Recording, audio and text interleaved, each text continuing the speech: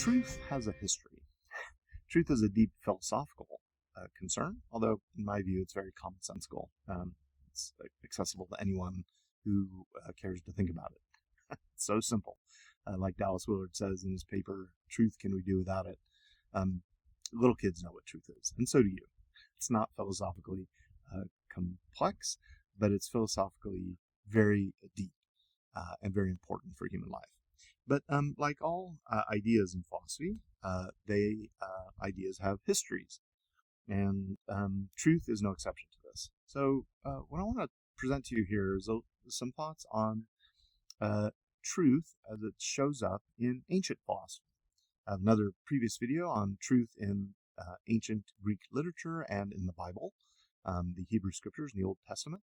And in this video, I'm going to continue with more philosophical reflection from the Greek world, especially the big three, ancient Greek philosophers, Socrates, Plato, and Aristotle.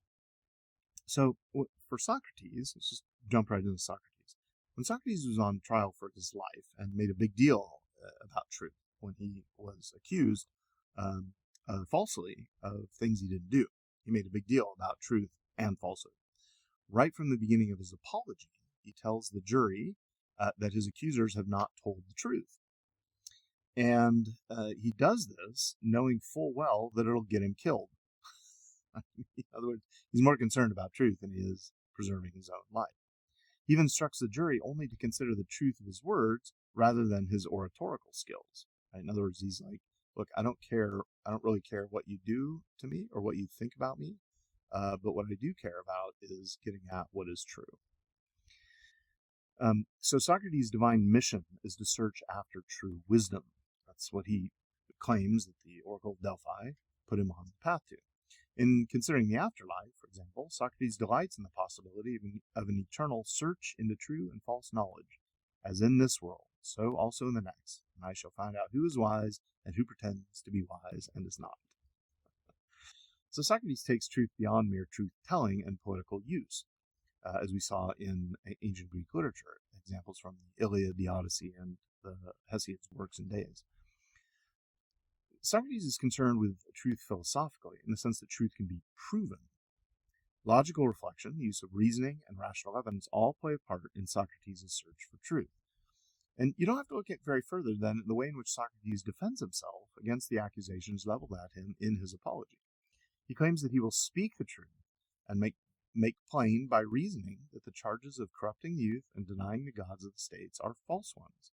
Socrates searches and looks for truth. In fact, he devotes his life to it. As a philosopher, his search involved the use of the intellect and reasoning toward the truth. Truth for Socrates is no different than the way it's presented in Homer or in the Old Testament. It is still telling it like it is, speaking what is correct or corresponds or is adequate to reality. Truth is still conceived as an adequate representation of how things are. And truth is also still viewed as highly valuable for living. It's the only way to live well as a human being. The unexamined life, according to Socrates, a life without truth is not even a human life. It's not worth living, according to Socrates. Socrates brings to our understanding of truth something different than the poets, the prophets, and the lawgivers. Socrates brings the intellect to bear on both the pursuit of truth and our consideration of what truth is.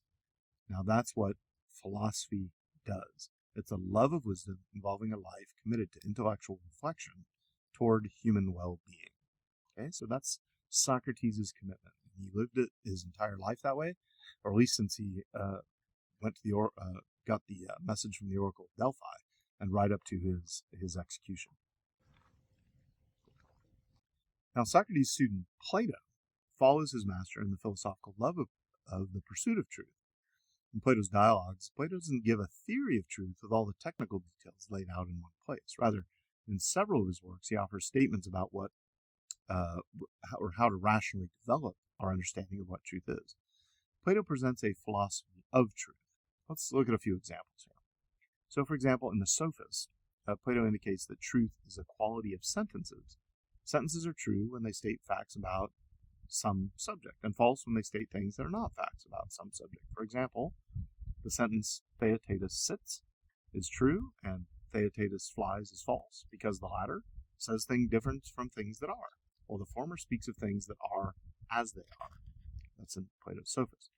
Now, the statement in the Sophist doesn't seem much different than non-philosophical statements about truth expressing the way things are, as we saw in Hesiod and Homer and Homer's Odyssey and Iliad, Hesiod's works and days. Now, Plato as a philosopher understands this idea of truth as a statement's correspondence to reality in light of his philosophical reflection, which does give a clear account of truth of how statements made by our intellects actually do or can correspond to reality.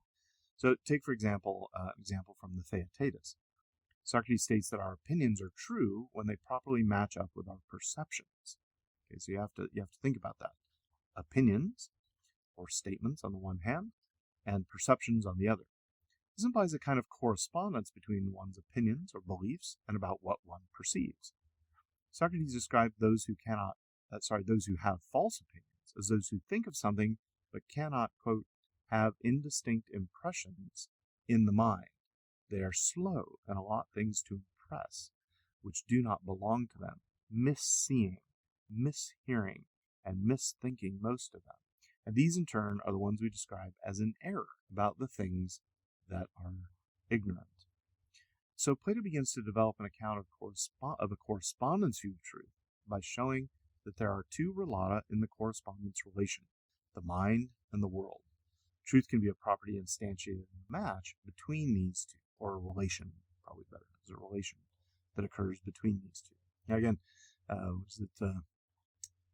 was it Alfred North Whitehead's claim that all of Western philosophy is a footnote to Plato? I think there's some truth to that. So Plato has also some additional reflection on truth in what I take to be his greatest work, The Republic. And in consideration of the qualities of the philosopher kings, Plato indicates that a just ruler should have as part of their nature truthfulness, quote, truthfulness, which they never intentionally receive into their mind falsehood, which is their detestation, and they will love the truth. They will love the truth. So Plato, using an exchange between Socrates and Glaucon, elaborates on this view of truth, saying that truth is similar to the concept of proportion. The proper ruler of the ideal city, which of course is analogous to the proper ruler of the soul, which is reason, must have the ability to be guided to the ideal reality in all things. The ideal reality in all things. Right? That our minds ought to correspond to how things are. So when Plato says that our minds must conform to the ideal reality in all things, and that this is what the truth amounts to, then we have here a great step forward in philosophical reflection about truth in the history of Western philosophy. For Plato, the most real things are the forms, universals, or ideas, which exist in a transcendent, permanent, and unchanging reality. So if you don't know what Plato's forms are, go watch some YouTube videos on that, and it's pretty important for Plato's overall philosophy. But the forms can be present in things which have them, to one degree or another. Maybe not perfectly, on Plato's view, but they certainly seem to be present. For example, redness or roundness can be exemplified in a ball. To have knowledge and ultimately truth about what redness or roundness are, we can look at the ball can change. It can go flat or deflate, and the redness or color or the shape maybe can fade. The truth about redness or roundness can be found when our minds truly see redness and roundness as they are, as forms in an ideal reality. The whole allegory of the cave, the explanation of it, and the soul's journey to the upward realm, that is that process by means of which we grasp these universals. Truth, thus, can be had by the mind when it makes judgments about reality. Quote, the ball is red, that type of statement or belief or idea is true just in case the ball is red. But if we want to know truly what redness is, we can't just look at the particular red ball in Plato's view. We have to rationally abstract and see the property or universal or idea of redness as it is in itself, a form or idea apart from the physical reality which exemplifies it. Now, the great historian of philosophy, Frederick Copleston, if you are a serious student of philosophy, you need to go buy Copleston's set of it's like 9 volumes of the history of Western philosophy and work your way through it. There's just no way around it. All philosophical knowledge of the history of Western philosophy must go through Copleston. So Copleston explains about Plato's view of truth and knowledge. It involves knowledge of universals in such a way as to, and here's what Copleston says, quote, To each true universal concept there corresponds an objective reality. End quote. So for Plato, truth is that which was thought to be by Socrates and by the prophets and poets before him, a correspondence of thought or belief with reality, the way the world is. Now, so Plato takes us a little bit further. Truth is present in the physical world, in our ordinary experiences of reality. Yet the reality of truth in our ordinary experiences is itself due to a reality beyond those experiences. That's what I love about Plato. A belief becomes true because it has a proportion with reality. So my belief, for example, that the ball is round will be true insofar as my belief about it conforms to the reality towards which it is directed. Universals or ideas of roundness itself exist independently from the particular instances in which it occurs. My belief in a ball being round will be true insofar as I comprehend roundness as a universal, perfect roundness like a perfect circle. And I can use this knowledge of roundness to judge particular cases of roundness in order to see the roundness of this particular ball matches or corresponds to true roundness. Let me try and make this, okay, that might have been a little bit confusing. Let me see if I can make this more explicit with another example. So let's go back to Plato's Republic. Plato's main concern in the Republic is to arrive at an answer of the question, what is justice? That's the whole theme of the book. What is justice? So he begins with various definitions of justice in Book 1. For example, he claims that justice is giving someone what is owed to them. This claim is shown to be false by giving obvious counterexamples, which show that justice cannot be the giving of what is owed to them. In other words, Plato shows that the claim, justice is giving someone what is owed to them, is false. It doesn't correspond to reality any more than the claim, Theaetetus flies, corresponds to reality. However, in order to arrive at the truth of what justice is, Plato, using Socrates, of course, has to go in search of it. And as the dialogue continues, the dialogue progresses, the truth of what justice is becomes clearer. Justice in the soul consists of the proper parts of the soul fulfilling their functions in the proper way. Reason ruling in conjunction with courage of the spirit or will in order to moderate the body's desires. So with this definition of justice, maybe call it a description of justice, that either corresponds to the way the world is or it doesn't. And the whole purpose of the Republic is to lead the reader to a place where you can understand or see the correspondence of this ideal of justice to the reality which it is about, namely in our own souls. Truth then is not only correspondence of our beliefs with sensory reality, but involves the connection of our beliefs with something higher than physical reality. Truth is thus itself a form, an idea, a universal, which is both immanent in our experiences and transcendent from the empirical world as well. So Plato's reflections on truth in the Republic illustrate this dual nature of truth. Truth is present in our ordinary experiences, but understanding what truth is in those experiences requires reference to ultimate forms and ideas which transcend them. Okay, so this also will show up later in the history of Western philosophy in the philosophy of Edmund Husserl. The truth is both transcendent and immanent, and Husserl gets at that through phenomenological reflection. All right. So let's continue on with some comments about Aristotle's view of truth. Again, this is not meant to be an exhaustive survey. You could probably write a whole book on Plato's view of truth and Aristotle's view of truth. These are probably inexhaustible topics, but we're going to continue on with our brief survey here of ancient philosophy and look at Aristotle, Plato's student. So Aristotle continues the line of philosophizing about truth kind of along the lines of correspondence in his Metaphysics. A statement of truth by Aristotle, one of the clearest ones, is one where he says the following. This is one of the clearest statements of truth in the history of Western philosophy. And here it is. Here's what he says. This is from his Metaphysics, Book 4, Metaphysics Gamma, Book 4. And here's what he says. This is clear. There cannot be an intermediate between contradictories if we define what the true and the false are. To say of what is, that it is not, or of what it is not, that it is false. Let me say that again. To say of what is that it is not, or of what is not that it is false, while to say of what is that it is, and of what is not that it is not, is true. So that he who says of anything that it is or that it is not will either say what is true or what is false. but neither what is nor what is not is said to be or not to be. Again, he's just basically saying that if you say something that matches reality, you're speaking the truth. Okay. So there's a couple things to consider in this passage. Okay. So again, this is one of these passages you can analyze ad nauseum probably. But here's a couple things to notice. First, notice that truth is bivalent. Okay, that is, there's truth, and there's falsehood, and nothing in between. Okay, truth is bivalent. There's either one or the other. Now, of course, contemporary philosophers questioned this in the 20th century, 21st century, non-bivalent logic and things like that, fuzzy logic, some other things.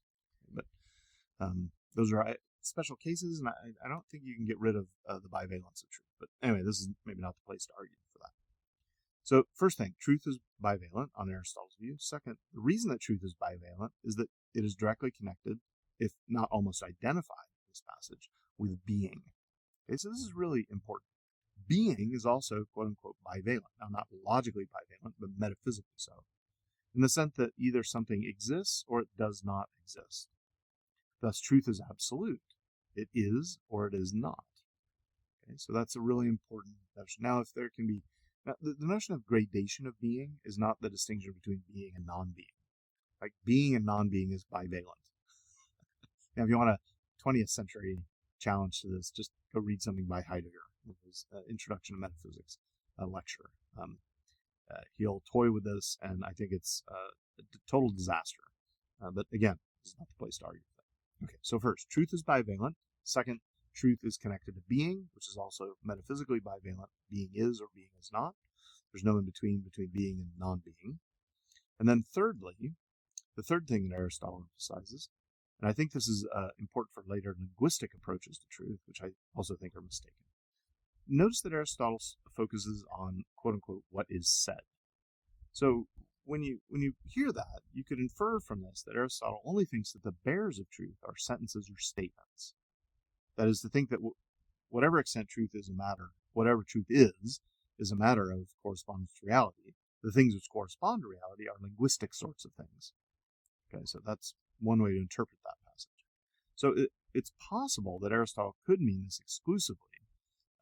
It would take a longer argument to demonstrate that either linguistic entities are the sole bearers of truth, or that linguistic realities are not ontologically dependent on linguistic entities, such as thoughts or beliefs. Okay. So this is maybe an intramural debate among Aristotelians, but I tried to argue, and I have a previous video on this, and it's this video as well as the other one I'm mentioning here come from my book Theories of Truth and Introduction. Came out in 2014, I think, 2013, 2014. And in that, in a previous video here on YouTube, I have a video where I argue that truth is not linguistic. All right, so if that argument goes through, then Aristotle can't think that, or if he does, he's just mistaken, that the bearers of truth are purely linguistic entities. So my own view is that language always is parasitic upon thought. There's no language that is independent or antecedent, or is not dependent upon thought. In other words, thought always precedes language, and language can't be language without thought. And you can have thought without language. Okay, that's the important point. So I take Aristotle's statement to be simply a bare bones framework, which makes clear that truth in our statements or beliefs or ideas that express our beliefs or our ideas in language or through language is always a matter of those beliefs or mental content accurately representing reality. And this, of course, will be developed by medieval thinkers, Christians, among others, that truth is adequatio res et intellectus, the adequation or the correspondence of mind or intellect to reality. Okay, so I think we'll pause there, and we'll continue this discussion, this video series, with a video on the medieval period, medieval Christian philosophy in particular, and truth as it's found in some medieval thinkers. Thanks for watching. Stay psyched, Grom. You!